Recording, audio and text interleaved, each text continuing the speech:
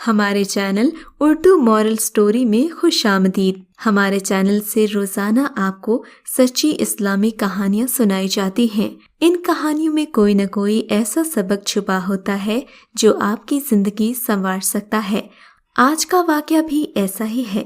چلیے سنتے ہیں آج کی کہانی۔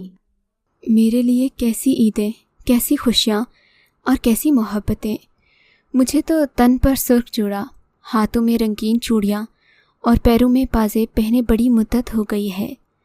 اب تو عید کا دن ہو یا خوشی کا کوئی تہوار، میرے ہاتھوں میں مہندی اور ماتھے پر بندیاں نہیں سجتی۔ اگرچہ میرے لیے عید کا دن ہر طرف خوشیوں کا سماں ہے، مگر میں کیا کروں؟ اکیلی عورت، تنہا، تپتی دھوپ میں سرمئی ریت کی تپش اور ذہن پر سوچوں کا حصار، پاؤں میں بھاری بھرکم جوتے، پسینے سے شرابور، چند گدوں پر مشکیزیں لادے پانی کی تلاش میں کب تلک اس بیاباں میں ماری ماری پھرتی رہوں گی۔ ایک دو جگہ پر پہلے جہاں تھوڑا بہت پانی کھڑا تھا، اب وہ بھی سخت گرمی اور سورج کی تپش سے سوکھ گیا ہے۔ اس جگہ پر بے جان مچھلیاں پڑی ہیں، انہیں دیکھ کر میری بھی پیاس میں شدت کا اضافہ ہو رہا ہے۔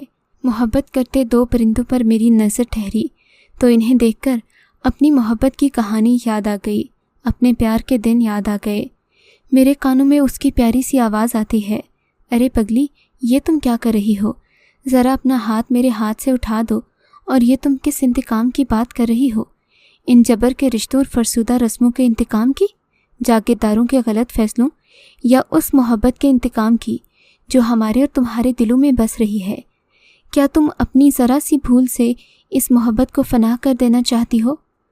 اور کیا تم یہ سمجھتی ہو کہ تمہارے اس انتقام سے تمہارے دل کی آگ بجھ جائے گی؟ نہیں، ایسا ہرگز نہیں ہوگا۔ یہ آگ تمہارے سارے جسم کو اپنی لپیٹ میں لے لے گی، جسے بجھانے کے لیے تم ہر کسی کا ہاتھ پکڑو گی، ذرا شرم محسوس نہیں کرو گی۔ میرا کیا ہے پگلی، میں تو ایک اجنبی ہوں جو یہاں اتفاق سے اپنی امی کو علاج کے لیے لایا تھا، اور تم اپنی ساس کے ہمراہ اس ہسپتال میں آئی تھیں۔ مجھے یاد آیا وہ اجنبی میرے غم بٹا رہا تھا۔ کل یا پرسوں ہم آخر جدا ہو جائیں گے، پھر تم اپنے گاؤں جا کر اپنے سنگدل شوہر کی بے رخی اور بے دردی کا انتقام کس سے لوگی؟ کیا کسی راہ چلتے چرواہے سے مل کر، یا کسی گھڑ سوار سے گلے مل کر؟ نہیں نہیں شہری بابو، تم ایسی بری بری باتیں مت کرو۔ میں اتنی بھی گندی اور بے غیرت عورت نہیں ہوں جو تم مجھے اتنا برا کہہ رہے ہو۔ اگر ایسا ہوتا تو میں نے پہلے بھی تم کو بتایا ہے کہ جب میں 7 سال کی تھی تو میرے باپ اور بھائیوں کا میرے شوہر کے باپ سے جھگڑا ہو گیا تھا، جس میں وہ فوت ہو گیا تو میرے بھائی اور باپ کچھ عرصہ گھر سے غائب رہے۔ پھر چند مہینوں کی منت سماجت کے بعد وڈیرے صاحب نے یہ فیصلہ کیا کہ میرا ہاتھ شکر خان کو دے دیا جائے۔ مزید 5 لاکھ روپے جرمانہ بھی ان پر عائد کیا گیا۔ میری شادی کم سنی میں ہوئی تھی۔ میں اپنے ہاتھوں میں مہندی اور رنگ برنگی چوڑیاں، تن پر سرخ جوڑا دیکھ کر بہت خوش ہوئی تھی، مگر رفتہ رفتہ یہ خوشی غم میں بدلتی چلی گئی۔ پہلے دنوں میں تو مجھے گھر کا کام کرنا پڑتا تھا، لیکن جب ساسو جی بیمار ہو گئی تو گھر کی ساری ذمہ داری میرے کاندھوں پر آ گئی۔ پھر جب میں جوانی میں قدم رکھنے لگی تو مجھے اپنے شوہر کی بے رخی کا احساس ہوا۔ ہر ممکن طور پر میں اس کے قریب رہنے کی کوشش کرنے لگی، مگر وہ مجھے مایوس کر جاتا۔ ایک رات میں نے ہمت کر کے اس کی چارپائی پر اس کے ساتھ سونے کی کوشش کی۔ نصف شب کو اس کے پہلو میں سو گئی، مگر چند ہی لمحوں کے بعد جب اس کی آنکھ کھلی تو وہ بھڑک سا اٹھا، پھر میرا ہاتھ پکڑ کر مجھے اپنی چارپائی پر بٹھاتے ہوئے بولا، آج کے بعد اگر تم نے میری چارپائی پر قدم رکھا نا تو میں تمہارے ہاتھ پاؤں توڑ دوں گا۔ اس کی بات سن کر مجھ سے رہا نہ گیا، میں اس کے پیروں میں گر کر رونے لگی، اس سے کہنے لگی، تم تو میرے شوہر ہو، تم پر میرا پورا حق ہے، میں تمہارے ساتھ اٹھوں بیٹھوں، وقت گزاروں۔ وہ میرے منہ پر ہاتھ رکھتے ہوئے بولا، آئندہ میرے ساتھ اٹھنے بیٹھنے کے بارے میں مت سوچو، کیونکہ میں روز تمہیں تڑپتا سسکتا اور روتا ہوا دیکھنا چاہتا ہوں۔ میں جب بھی تم کو دیکھتا ہوں تو مجھے میرا باپ یاد آ جاتا ہے، مجھے اس سے خون سے لت پت تڑپتی ہوئی لاش یاد آ جاتی ہے، اور پھر اس وقت میرا خون کھولنے لگتا ہے کہ تم میرے باپ کی قاتلوں کی بیٹی اور بہن ہو، جس سے میں اس وقت تک تو بدلہ نہ لے سکا، مگر اب میں ان سے اور تم سے اپنے باپ کے خون کے انتقام لیتا رہوں گا، اور ساری عمر میں تمہارے قریب نہیں آؤں گا۔ اگر اس بارے میں تم نے ذرا بھی اپنا منہ کھولا تو اس سے پہلے میں کسی راہ چلتے شخص کے ساتھ تمہیں کاروکاری کے نام پر قتل کر دوں گا، और मुझे कोई बुरा भला भी नहीं कहेगा। हाँ शहरी बाबू, इतना जुल्म व सितम हो जाने के बाद भी आज तक मैंने अपना मुंह नहीं खोला। वो सिर्फ़ इसलिए नहीं कि वो मुझे मार देगा, बल्कि इसलिए कि कारोकारी के नाम पर मुझे ज़िल्लत आमेज़ मौत देने से भी गुरेज़ नहीं करेगा। मैं बेबसी महरूमी की ज़िंदगी तो जीना चाहती हूँ, मगर मैं ऐसी मौत कभी नहीं चाहूँगी कि कल मुझ पर उंगलियाँ उठती रहें कि ऐसी बदकार औरत थी। बस इसी स्याह कलंक की वजह से मैं इतने बरसों से खामोश हूँ और अभी तक मैंने किसी की तरफ आँख उठाकर भी नहीं देखा कि कहीं बदनामी और रुसवाई मेरी ज़िंदगी को मज़ीद अजीरन न कर दे। ये तो किस्मत की बात है कि मेरी सास की तबीयत ख़राब हुई। मेरे शौहर उसे इस हस्पताल में ले आए जहाँ तुम्हारी माँ ज़ेरे इलाज थी। तुम्हें देखकर न जाने क्यों मेरा दिल ज़ोर ज़ोर से धड़कने लगा। आंखें तुम्हें देखने को बेताब सी रहने लगीं, तो मैं तुम्हारे करीब हो गई। अगर सच मानो तो मुझे तुमसे सच्ची मोहब्बत हो गई है। मैं तुम पर दिलो जान से फ़िदा हो गई हूँ। मेरी ये दीवानगी है या कुछ और कि मैं चंद लम्हों के लिए बहक सी गई हूँ और बरसों से प्यासी समंदर को देखकर अपनी प्यास बुझाने चली आई। मगर मैं ये भूल गई कि मैं जिसकी इज़्ज़त व आबरू हूँ, मैं जिसकी शरीके हयात हूँ, वो तो मुझे धुतकार रहा है, और जो अजनबी है वो क्यों मेरा इतना ख्याल रख रहा है। मेरी इज़्ज़त व आबरू और खुशियों का इतना ख्याल क्यों रख रहा है। शायद ये भी इंतकाम लेना चाहता है जो मेरी मोहब्बत, मेरी चाहत उस संगदिल से ले रही है। उस मोहब्बत के दम से मैं अब तक जी रही हूँ। झुग्गी के टूटे हुए भांसों के दरमियान घोंसले में दो प्यार करने वाली पंछी देखकर मैं पुरनम आंखों से ये दुआ मांग रही हूँ कि हर प्यार करने वालों की जोड़ी की तरह ये जोड़ी भी सलामत रहे।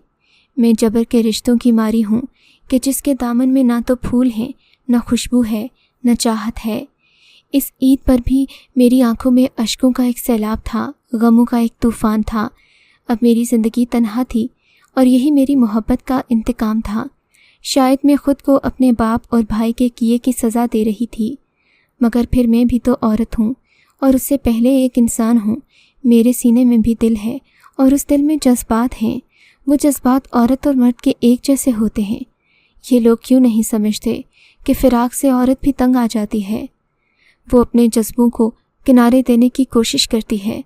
आज उस शहरी बाबू की बातें मुझे रह रह कर याद आ रही थीं, जो मेरी सास के इलाज के दौरान मुझे हस्पताल के एक कमरे में मिला था।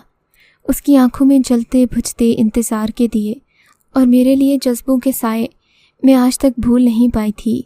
और फिर न जाने क्या हुआ। मैं क्यों उस राह पर चलने लगी जिस राह पर चलने से पहले किसी भी शरीफ औरत को मौत आ जानी चाहिए। उस दिन मेरी सास चंगी भली थी। उनको दवा देते देते न जाने क्यों उस अजनबी का ख्याल आ गया और मैंने दवा में थोड़ी सी ज़्यादती कर दी। कभी कमी तो कभी ज़्यादती। सास की दवा और खुराक में कुछ ऐसी तब्दीलियां आने लगीं कि उनकी तबीयत दिन ब दिन बिगड़ने लगी। शौहर ने देखा तो घबरा गए। उन्हें क्या पता था कि ये मेरे दिल में लगी इंतकाम की आग है जो अब भड़क रही है। मेरे बाप और भाइयों ने उनके बाप का कत्ल किया था और अब मैं अपनी मोहब्बत के इंतकाम में उनकी माँ की जान के दर पे थी। मगर उन्हें मुझ पर शक थोड़ी था कि औरत सब कुछ कर सकती है मगर कत्ल जैसा जुल्म नहीं कर सकती। खैर, मैं भी कत्ल थोड़ी कर रही थी। मैं तो बस चाहती थी कि मेरा शौहर मेरी सास को लेकर हस्पताल जाए। इसके लिए मैंने अपनी सास की तबीयत की ख़राबी का इंतज़ार किया। इंतज़ार ही नहीं, भरपूर कोशिश भी की। और उस दिन जब उनके मुंह से झाग आने लगी तो मैंने रो धोकर सारे मोहल्ले वालों को इकट्ठा कर लिया। अपने शौहर को बुलाया। बाप के चले जाने के बाद वो अपनी माँ का बहुत ख्याल रखते थे। उनके चेहरे से तो हवाइयाँ उड़ गईं। फ़ौरन से एम्बुलेंस मंगवाई और सास को लिटाकर हस्पताल ले गए।